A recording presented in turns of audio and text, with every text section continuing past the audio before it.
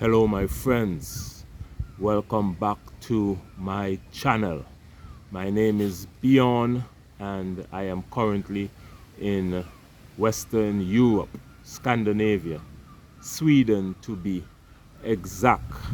And I would have spent 4 months in Africa, and I just want to give you a little bit of information about my journey. The mission of my channel is, of course, is to bridge the gap between Africa and the Caribbean islands. That is why I spent a few months in Africa, letting you guys know what is happening there. Now I'll be in Europe for a short while. I'm hope to be back to Africa soon. But the topic for today is immigration in Africa compared to immigration in the Caribbean. But before I go on, make sure to subscribe to my channel, like the video, share it with all your friends and family, and of course watch the ads and subscribe. Now I made my journey. I am from the Caribbean island nation of St. Kitts and Nevis. Born and raised, but I am currently now in Western Europe, and I was previously in Africa. Now I'm gonna tell you about my travel journey, and then we're gonna compare that to immigration in Africa compared to immigration in the Europe. Now my journey started in St. Kitts and Nevis. I traveled from St. Kitts and Nevis all the way up to London, England. Straight flight, which took 8 hours up to London, England from St. Kitts and Nevis. And I spent about a week in London. I did the videos. All the videos are on my channel. You could look in the playlist, look in the England, United Kingdom playlist. You could look in the St. Kitts Nevis playlist. You will see all these videos that I'm talking about. So I made my journey from St. Kitts and Nevis all the way up to London, and I stayed in London for 1 week, 4 or 5 days. Upon entering London, England, I was given 6 months to stay in the country because, of course, the passport of St. Kitts and Nevis is very strong. We can travel to Europe visa-free on a St. Kitts Nevis passport. So I was given 6 months in London, but the idea was just to go through England to get to Africa. So I stayed in London for like 4 or 5 days, and then I got a ticket to Africa, Kenya, East Africa, Nairobi, Kenya. Which, to get into Kenya, I had to apply for ETA online. That's an electronic transfer authorization. You apply for it online. It's like a visa, but everything is done online, and they'll just approve it in a day or two. You show basic documents like your passport and basic information like where you're staying and so. But it's very simple, and it took a day, like a couple hours to do. But they approved it within a day or two, and that's how I entered Kenya.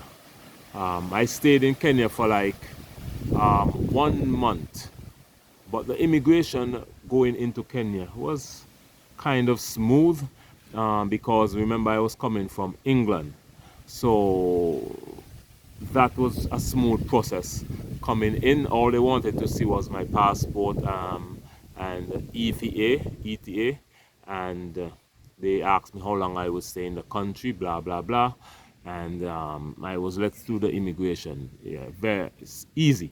It was very easy. Then I stayed in Kenya for about a month. I have those videos in the playlist as well. After the month, I decided to go to Uganda. Here is where the problem started. Uganda is right next to Kenya, so you can travel by bus to Uganda. from Kenya to Uganda, from Uganda to Kenya. So I got a bus. I got a bus ticket, which is very cheap, maybe 20 something US dollars. And I went to Uganda. There in Uganda, I stayed a month. But here's the issue now. When I went into Uganda, the bus stopped by the border. And coming off the border, they asked for yellow fever vaccine. So I'm thinking, wow, yellow fever vaccine? Why do they want that? So when the bus stopped at the immigration in Uganda, they wanted a yellow fever vaccine. I didn't have that, but I had to get that right at the border there in order to get into the country. And then what happened is that the immigration officer was very confused because of my passport. So they kept asking me, where am I from? Where am I from? Where is this country? They actually thought, when I gave them my passport, they thought it was an African passport. They thought I was from Nigeria, and that I would have made up my passport. Because the immigration officer keeps saying, oh, I don't trust you, I don't trust you. You made up your passport.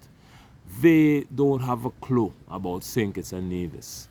So after I explained to the officer, look in the passport, you will see the stamps from even the US. You will see the stamp. I just was in London the other day. I just was in Kenya as well. If this passport is fake, or this is not a real country, then I would not I would not have got into England. So after then, he keeps saying, oh, it's gonna be $100 then. It's gonna be $100. So I gave the officer, which I knew it was somewhere around 50, it was supposed to be 50 US dollars. But at the time, it was 2 o'clock in the morning, 2 a.m. in the morning, the bus was waiting on me. I couldn't afford to miss that bus, otherwise I would be lost in the middle of nowhere at a border. So I say I know I was being overcharged and this was like a bribe, but I paid the 100 US dollars. And that's when they stamped my passport and gave me 3 months in Uganda. One-time entry. So each time I enter Uganda, I have to get a visa on entry. Now compare that, Ugandans can come to my country, St. Kitts-Nevis, visa-free. All they have to do, show their passport, and they will be let in and given 6 months stay in the country. But I need a visa to go to Uganda, and it's only a one-time visa. And I found that strange. Now, I spent a month in Uganda. You would have seen, you could check my channel, you will see the videos as well there. I did about 40 something videos in Uganda, so you could check it out. And now coming back to Kenya now from the Ugandan border, that is when I experienced problems, the first problems from Kenya. Crossing the Uganda border into Kenya, it was like the same thing. They didn't understand my passport. They kept saying, oh, why did I leave Kenya to go to Uganda to come back? So I say, I'm a tourist. That is why I left. I'm a tourist. I'm moving around Africa trying to find out how the country looks like. And the immigration officer was confused, like, like it's not allowed for me to just move around like that. So I said, look, I'm a tourist. I'm visiting from the Caribbean. I came into Kenya. I saw that Uganda was next door, so I just said I'm gonna go there and see what the country is like to come back to Kenya. And the officer said, oh, okay, I'm gonna give you 1 month, and then after I give you the 1 month, then you can go into the city and have it extended to 1 month. So now I went, it gave me 1 month to come back to Kenya.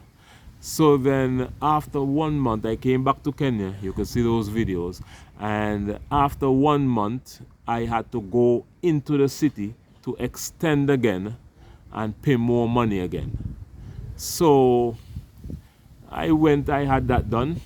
And then I was given 3 months altogether. So I was given 2 more months in the country. So I spent another month. and then I decided to leave the country to go to Europe. Now, here's another issue now. When I left Kenya, I came through the airport and I booked a flight from Kenya to Egypt to Denmark and then Sweden. You could see those videos on my channel as well. I did all of that. And when I'm at the border in Kenya trying to get out of the country now, here's the issue. The immigration officer looked at my passport again. Keep going through the passport like she don't understand the passport. She went and get 2 more people and they were in an office going through my passport. Yes, going through my passport, trying to figure out if it's real. And then she came back and said, oh, you need a visa. Where's your visa to go to Europe? So I said, I don't need no visa to go to Europe. This passport, a St. Kitts-Nevis passport, I go to Europe visa free. She was like, oh, let me check the system. She went in the system now. She said, oh, it's saying Africa and the Caribbean need to show visa and that they need to show that they have enough funds and a return ticket. So I need to show that before I could go to Europe. So I said, that's impossible. I moved from St. Kitts and Nevis, went to London. I was in London for a whole week. Nobody asked me nothing about that. So how are you telling me now I was in Europe the other day. How are you telling me I need a visa to go to Europe? I need to show sufficient funds and all of that. Then she went and called her manager, who was an Egyptian.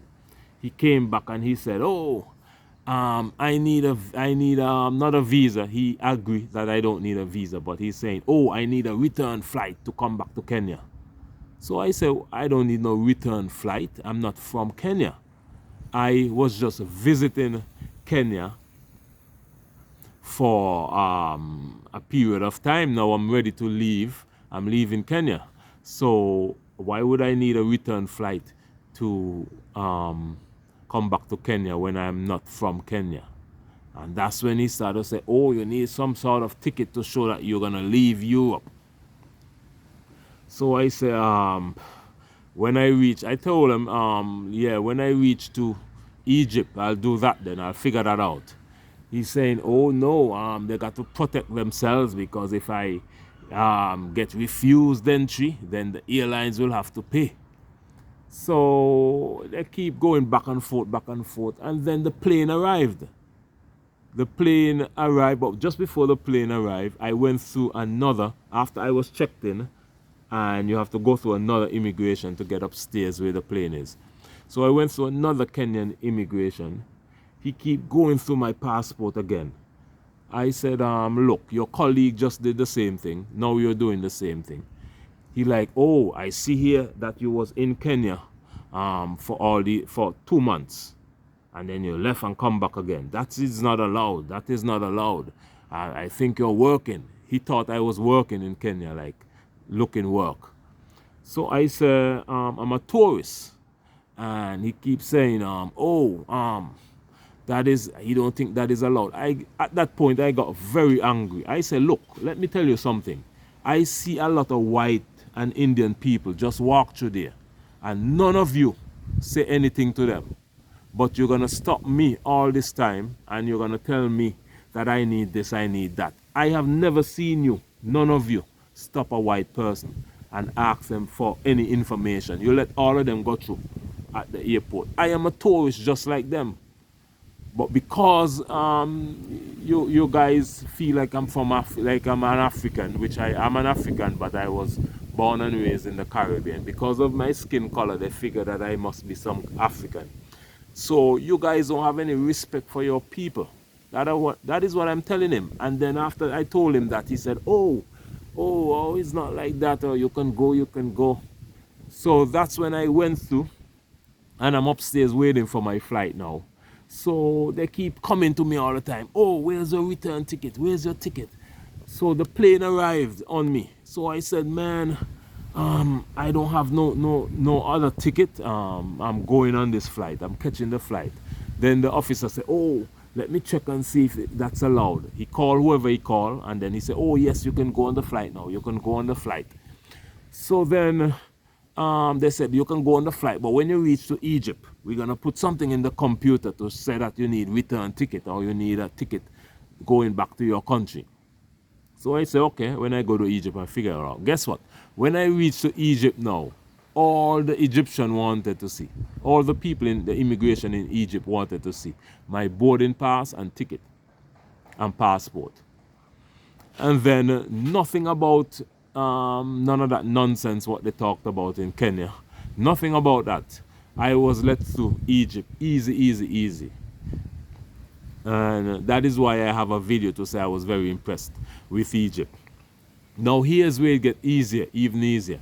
From Egypt to, I flew into Denmark and then catch a train from Denmark to Sweden, which took about 30 minutes from Denmark to Sweden on the train. So when I got into Denmark airport now, I'm saying, this is my first time in Scandinavia, Denmark. And I'm wondering how they're going to react and so. So when I got into the immigration, it was the check-in counter. The lady, she was very friendly. She smiled. She said, oh, I have heard of this country. She looked at my passport and she said, I have heard of your country, but I have never, this is the first time I'm seeing the passport or someone from your country. Is this your first time to Scandinavia? So I said, yes, this is my first time to Scandinavia. And she said, oh, yeah, how long are you going to stay? So I told her I'm going to stay, I'm thinking about staying like maybe a month, 1 to 2 months also. And then I may go on to another European country, maybe the UK after that. She said, oh, okay. Well, enjoy your stay. She scanned my passport. She said, oh, enjoy your stay. Bam, stamp my passport, I'm through. When I got through now, I couldn't find my bags, but the bags I registered at the bags hadn't arrived. They left the bags back at in Egypt. So the bags was in Egypt, so the officer at the gate, which in the lost luggage, told me, well, your bags is in Egypt still. They must have forgot it there. And but once your bags arrive, maybe tomorrow, we will ship your bag directly to your address. So when the bags arrive, they ship it directly to the address where I was staying. I didn't have to do anything else. Now, I had a carry-on bag and so. So when I walking through out the airport with my carry-on bag, I just realized, wait, nobody searched my bags. I'm not seeing nobody search any bags. Nobody is searching nothing. Nobody in the airport is searching any bags. I just walked straight through. And went straight to the train station, which is right there, and straight to Sweden, which took about 30 minutes on the train. The train is right in the airport. So now let me explain. You see all the hassle that I got in Africa, and then when I arrive in Europe, easy. So let's compare that now. What are your thoughts? Let me know your thoughts in the video by commenting, and of course like this video, share it with all your friends, because we're trying to bring education. That is part of bridging the gap. We need to bring education to bring awareness to our people of what is happening. I suffered all these problems in Africa with immigration and so, and my descendants, I'm a black person, my descendants were brought during slavery from Africa to the Caribbean. But it's easy for me to travel to Europe. You see how the Europeans act. They're not that strict. As long as your passport is good, you give good answers, bam, you're through. None of that nonsense that was asked of me in Africa. So Africa, the immigration at the airport fought more. Tried more to keep me out of Europe than the Europeans themselves. Imagine that. So they're like the gateway to Europe. They're fighting to keep me there, but the Europeans, they don't care about that nonsense. So compare the hassle. And that is why I'm saying our people, governments, Caribbean governments and African governments, they need to come together and bridge the gap, make immigration easier, cut out the corruption, because a lot of these borders in Africa, you have to pay, they want bribe to get through the borders, and that is not good for tourism. It's not good for anything. So I'm telling you, thank you for watching this video. Make sure to subscribe, like, and share with all your friends and family. And of course, I'm not gonna let this keep me from Africa.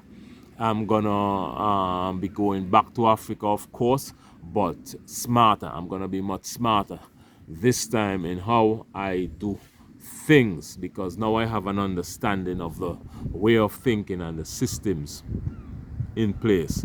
So it's gonna be a different ball game. I am still beyond in Africa.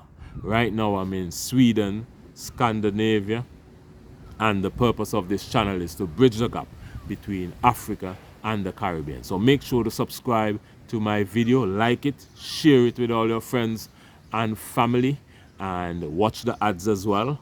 And I appreciate all your love and support. Right now we're on the road to 7,000 subscribers, and I'm looking forward to doing more videos and growing day by day. Of course, I cannot do that without your help, and I appreciate all your support. Because of you, this channel is growing nicely. My name is Bjorn. I am from the Caribbean nation of St. Kitts and Nevis. I would have opened my YouTube channel while living in St. Kitts and Nevis. I have 140 something videos about St. Kitts and Nevis. You could check my playlist, which I have the playlist there, and you will see all of these videos. So I have a playlist of St. Kitts and Nevis, 140 something videos. I have a playlist of when I was in the UK, about 7 videos. I have a playlist of when I was in Kenya, maybe around 40 videos. Uganda, around the same 40 videos. And now I have a playlist of Denmark and Sweden. I also have one of Egypt, because I was in Egypt on the airport. You could check my channel, you will see all of my trips I put on this YouTube channel. So check it out. Continue to watch the videos, and thank you for your continued support. I am Bjorn, and I am signing out. Bye bye for now. I'll see you again in the next video. Much love.